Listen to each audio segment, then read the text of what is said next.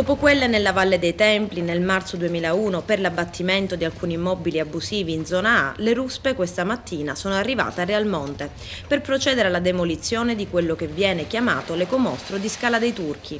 Alle 9 in punto il primo colpo di ruspa sullo scheletro dell'edificio, cominciato a costruire nel 1989, a 2 passi dalla celeberrissima Scogliera Bianca, in cui alcuni imprenditori volevano realizzare un albergo.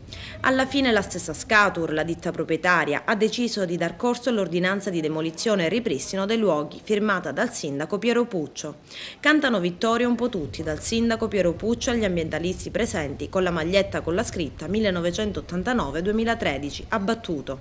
Dopo un lungo corso, più di un ventennio, si è arrivati a questa soluzione. Purtroppo ho detto in altre sedi, altre volte, che si è perso troppo tempo, sia per quanto riguarda i proprietari che quanto riguarda poi il pubblico. Doveva essere decisa un po' prima, comunque, meglio tardi che mai alla fine. Avete scelto di ricordare questa data con una maglietta?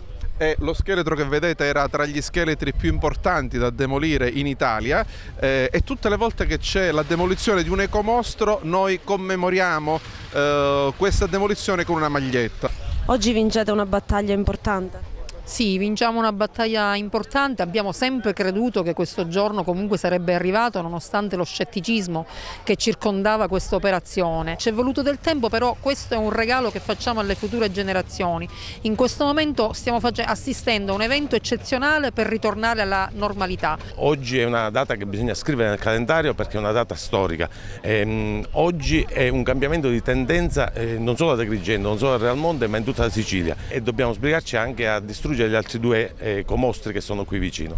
Soddisfatta anche l'assessore regionale al territorio e ambiente, l'agrigentina Mariella Lobello, che parla di pagina storica per la tutela dell'ambiente e contro l'abusivismo edilizio. Non si arriva a questa demolizione semplicemente perché si è concluso un contenzioso amministrativo, ma soprattutto perché è cambiato l'atteggiamento della procura e del comune. E da parte sua il sindaco Puccio annuncia che demolito l'ecomostro sarà aperto un varco per l'accesso alla Scala dei Turchi.